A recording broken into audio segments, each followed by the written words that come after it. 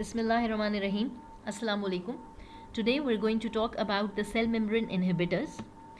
A drug that acts upon the bacterial cell membrane is polymyxin.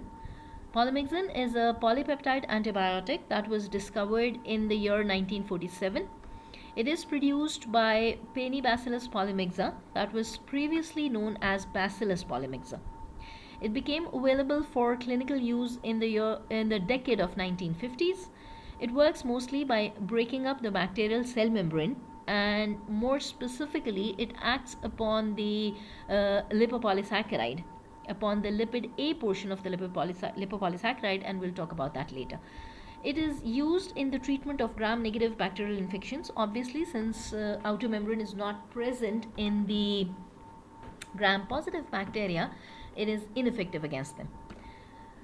This is the chemical structure of polymyxin.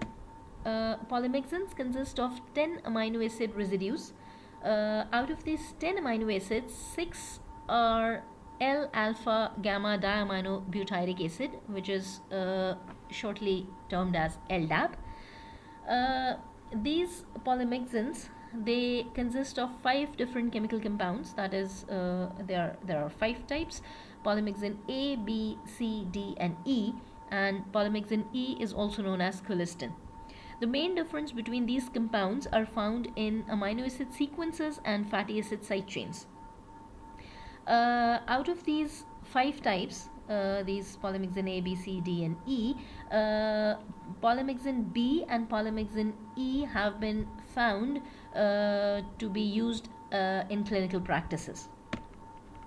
Polymyxin B is developed from Bacillus polymyxa, while colistin is produced from its subspecies colistinus. Besides the 5 main compounds, these polymyxin A, B, C, D, and E, besides them, several other naturally produced polymyxins have been discovered, and the main representatives are polymyxin M, S, and T. They differ from polymyxin B and colistin in the amino acids included in their molecules. Then, as we've already said, that these polymyxins, the main compounds, the polymyxin A, B, C, D, and E, they are specifically active against gram-negative bacteria since they bind with the outer membrane. But the newer representatives, the M and T polymyxins, they are also found to be active against gram-positive bacteria. Spectrum of activity.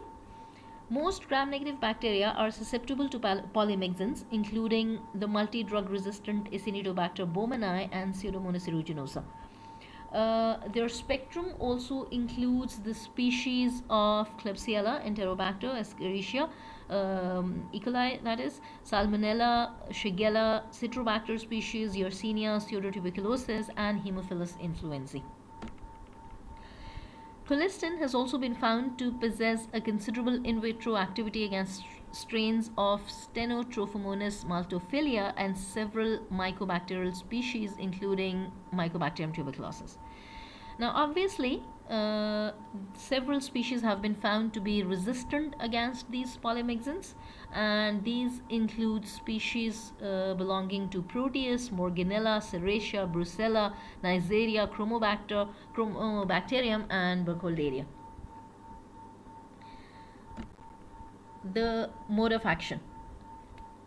So, we've already established the fact that these polymyxins are active against gram-negative bacteria since they bind with the outer membrane. So here we have the structure of outer membrane. You already have learned about it, but let's recall it once. So we have a structure of the cell wall of a gram-negative bacteria. We have the outer membrane and we have the plasma membrane. In the outer membrane, there is obviously the lipoproteins, and then the phospholipids, and then there is this LPS. And the LPS is composed of 3 parts: the lipid A portion, the core polysaccharide, and the O polysaccharides. This lipid A is the portion with which the drug polymyxin binds. The lipid A is composed of a sugar and fatty acids, but in its structure there is phosphate. phosphate that is negatively charged is present in the structure of lipid A, and the positively charged cations like calcium and magnesium, they interact with the phosphate of lipid A and they help stabilize the outer membrane. Lipid A के structure में phosphate मौजूद है जो कि negatively charged है, और ये जो फॉस्फेट है ये इंटरैक्ट करता है डाइवेलेंट कैटायन से, जैसे कि कैल्शियम मैग्नीशियम वगैरह, इनके साथ इंटरैक्ट करता है, और ये इंटरैक्शन, ये जो अफिनिटी है नेगेटिव पॉजिटिव चार्जेस की, ये हेल्प करती है स्टेबलाइज करने में, आउटर मेम्ब्रेन को स्टेबलाइज करने में, लिपोपॉलीसैकेराइड को स्टेबलाइज करने में. So the polymyxins are bactericidal drugs that bind to lipopolysaccharides and the phospholipids of gram-negative bacteria. The LDAP molecules contained in polymyxins are positively charged while the LPS are negatively charged. Polymyxin के structure में हमने पहले ही कहा कि there are 6 amino acids are same, that is diaminobutyric acid.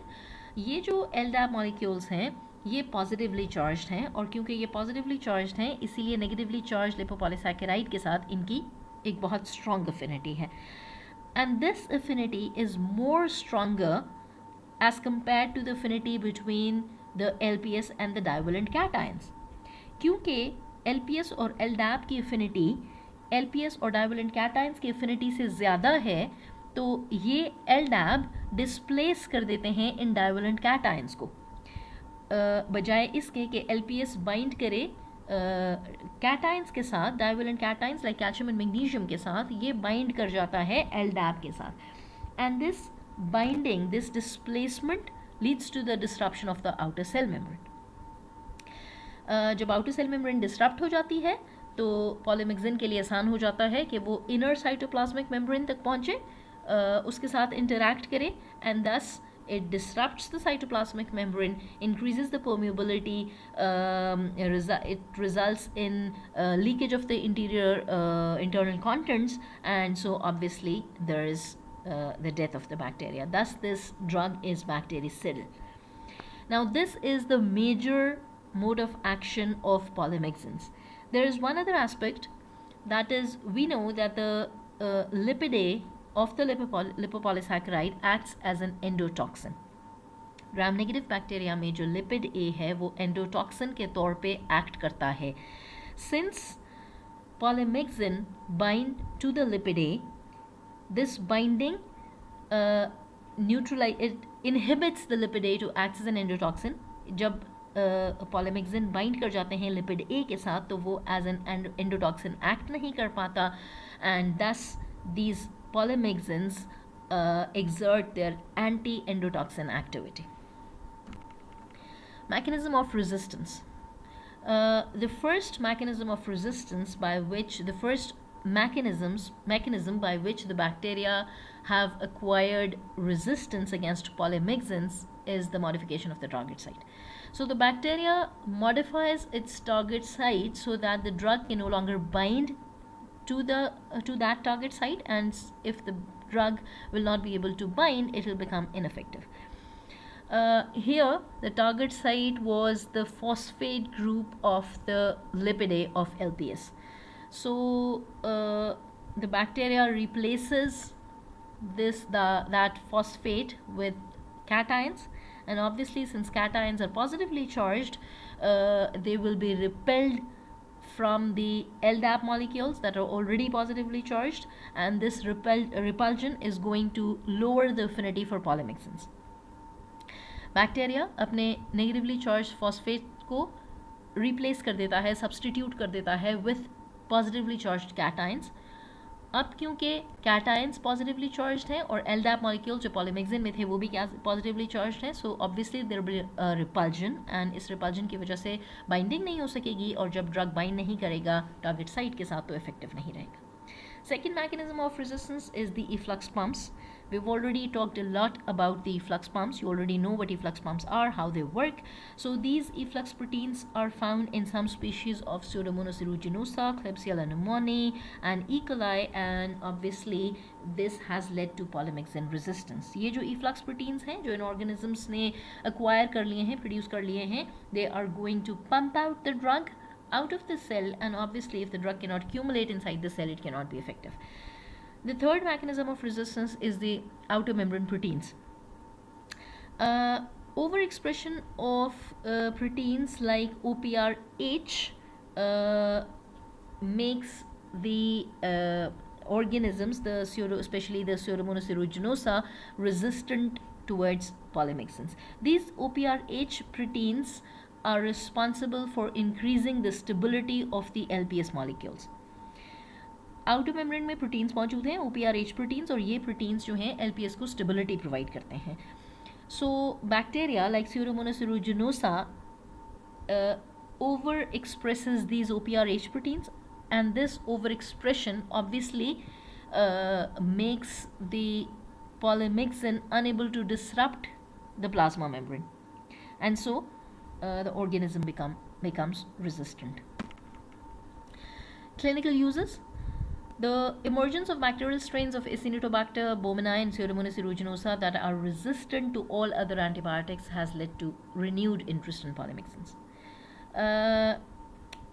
Drugs like colistin and polymyxin B, they are given parenterally for salvage therapy of infections caused by these organisms.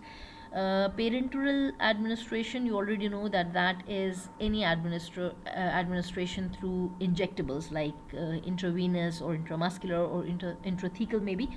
So these drugs are given parenterally so to act as to treat the infections against Acinetobacter and the Pseudomonas aeruginosa. Polymyxin B is used for the treatment of infections of urinary tract, meninges, and bloodstream caused by susceptible strains of Pseudomonas aeruginosa. And now, although these colistins and polymyxin B are given parenterally, but it is found that when given systemically, they increase toxicity significantly. अगर जब ये systemically दिए जाते हैं, injectables के ज़रिए दिए जाते हैं, तो बहुत हाईली टॉक्सिक होते हैं. देखा गया है कि टॉक्सिसिटी प्रोड्यूस करते हैं. So their use has been restricted largely to topical administration. They may be used externally as a cream or drops to treat otitis externa, that is inflammation of the external ear canal, or it may be used as a component of triple antibiotic ointment combined with bacitracin and neomycin. Polymyxin combined with bacitracin and neomycin, and this triple antibiotic ointment can then be used to treat and prevent skin infections. It may also be used to topically or subconjunctivally for the treatment of eye infections of Pseudomonas aeruginosa. Polymyxin B are not absorbed from the gastrointestinal tract. ये देखा गया है कि polymyxin B जो हैं वो उनकी oral absorption अच्छी नहीं है. They are poorly absorbed orally. So क्योंकि orally absorb नहीं होते, इसीलिए normally इनकी oral administration नहीं की जाती. But if the goal is to disinfect the GI tract, अगर gastrointestinal tract infection हो तो उस केस में इनको orally administer किया जा सकता है, क्योंकि जब ये absorb नहीं होंगे तो GI tract में रह जाएंगे, और जब GI tract में रह जाएंगे तो pathogens को attack करके kill करेंगे. Adverse effects. There are two types of adverse effects, neurotoxicity and nephrotoxicity. So nephrotoxicity is obviously the toxicity of the nephrons. It depends on both the concentration and length of exposure to polymyxins. That is, it is a dose dependent effect. If the dose is more than normal and if the exposure is long, then it can lead to nephrotoxicity. This nephrotoxicity can lead to proteinuria, that is the proteins, increased serum protein in urine. There may be hematuria, blood in urine, or cylindruria, that is microscopic cylindrical structures present in urine, produced by the precipitation of proteins like mucoprotein or albumin. Then there may be neurotoxicity. This neurological toxicity may be manifested with dizziness, weakness, facial and peripheral paresthesia. Paresthesia is actually the numbness. It is जब हम कहते हैं कि मेरा पैर सो गया है, so when the organs become numb, that is paresthesia. And this paresthesia, there might be prickling or tingling sensations or feeling of pins and needles, जैसे हम कहते हैं सुइयाँ चुभ रही हैं, so that is paresthesia. There might be vertigo, confusion, ataxia.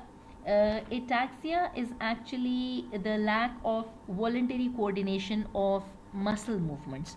जब हमारे muscles को हम voluntarily move ना कर सकें, that is ataxia, and that can lead to a slurred speech, जब हम बोल नहीं सकते, और maybe trouble in eating and swallowing.